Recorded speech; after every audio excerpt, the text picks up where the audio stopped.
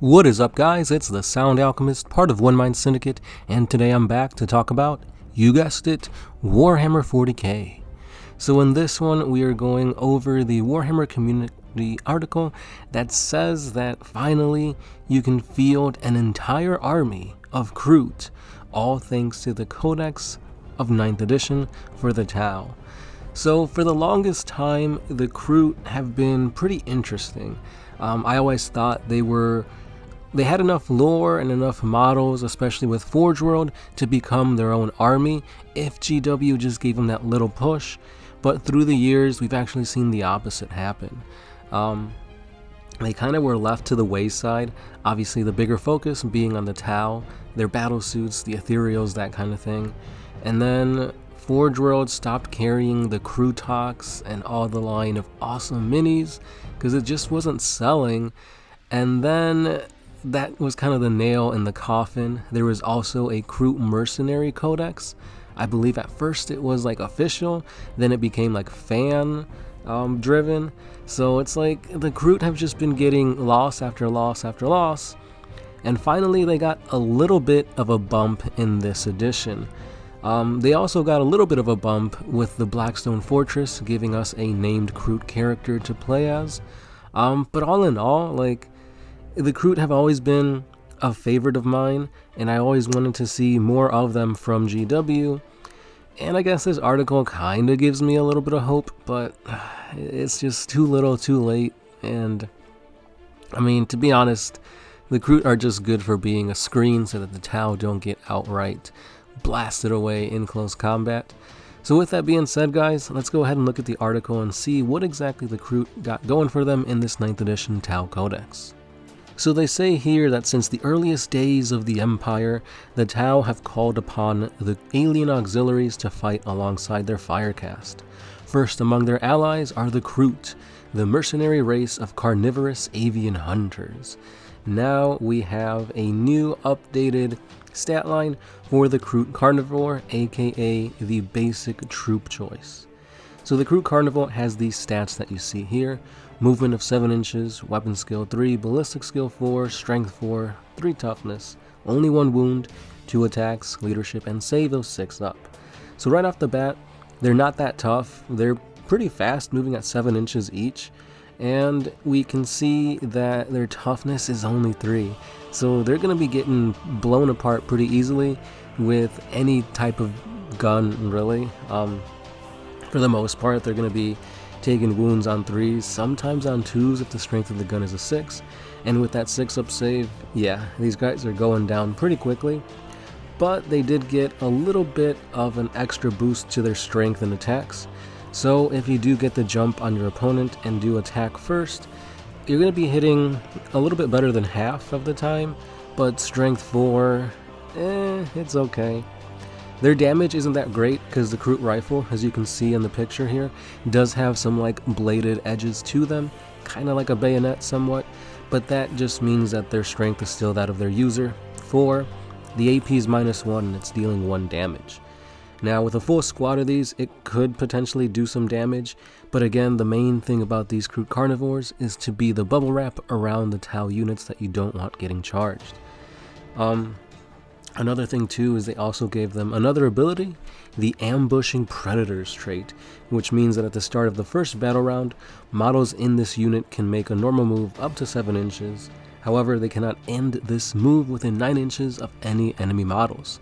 So basically, when you're setting up your army and you feel like you can't get into prime position, this is your one chance to kind of maneuver them, maybe bubble wrap your units better, and overall maybe move forward and try to become like that like sneak attack if you can get first turn and you can move and charge and whatnot.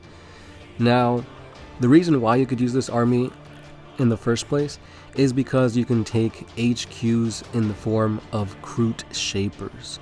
Kroot Shapers are a little bit tougher versions of the regular Kroot Carnivore, not by much, but they do have an ability called the Pack Leader Aura, which gives your friendly Kroot units within 6 inches of the Warlord an ability to roll an extra d6 and discard one of the die when you're trying to make that oh so awesome charge. So it's a little bit of a boost multiplier for your force, but again, not that crazy good. And then lastly, they also have the ability Kroot Pack. If your army is battle forged, then for each Kroot carnivore unit that you have in your detachment, up to 1 Krootox Riders, up to 1 Krootox Hound, and up to 1 Kroot Shaper can be included in the detachment without taking any battlefield role slots. So you still pay the points, but they're essentially kind of free when you're making your whole army composition, which is pretty good. The Krootox Riders give you somewhat of a weapons platform. Not the best gun, not the best in combat, but it's better than a regular Kroot carnivore can do. And then the Kroot Hounds are just faster and overall better, in my opinion. So this is pretty cool. It gives you a little bit more flexibility in building your armies. And lastly, we have a stratagem that you can use for 1 command point. That ability is called the Grizzly Feast. You use this stratagem in the fight phase when an enemy unit is destroyed by an attack made by a Kroot unit from your army. Until the end of that battle, each time a model in the Kroot unit would lose a wound, you roll a d6, and on a 5-up, that wound is not lost. So you basically get a 5-up feel no pain, and it's kind of cool that they decided to incorporate the ability that the Kroot have when they eat the flesh of the enemies, kind of gaining certain traits like that. It doesn't make any sense, like, gameplay wise as opposed to lore wise. Like, I don't know why they even decided to do that translation, but it's pretty cool that they're at least acknowledging the lore of the Kroot and trying to incorporate it into the game. And I guess they said, well, let's make them just a little bit more survivable. But unless you're playing a full Kroot army, I don't think you'd want to waste a command point on something like this, because that's basically saying my toughness 3 Kroot with a 6-up save is going to get a 5-up feel no pain. You're not going to be making most of those saves anyway, so it's just a waste of command points in my opinion. But it's there if you're trying to play a full Kroot army. I guess why not, right? So that's all we got for the Kroot in this version of 9th edition for the Tau. Are they better? Yes. Is it like a game-changing thing? No. Will we see a lot more people playing Kroot? Probably not, considering what the rest of the Tau Empire can do. Like, honestly, save those points for a Devilfish, more Fire Warriors, a Hammerhead, a Storm Surge, Crisis Suits, because the Tau are going to be fun to play, and they're going to be seen a lot because they've been getting super power creep this edition, and I'm excited to see how well they'll do in like tournaments and whatnot. I myself play Tau, so I'm super excited for that too. So hopefully we're going to be getting some games under our belt this year, because it's been almost a complete year since we played 40K, so we're rusty, but we'll see how the new rules go for us then. That's all I got for today, guys. As always, if you like what we do, a simple like would be much appreciated.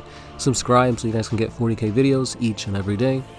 And hit that share button to spread the news, the word of 40K and One Mind Syndicate to all your friends.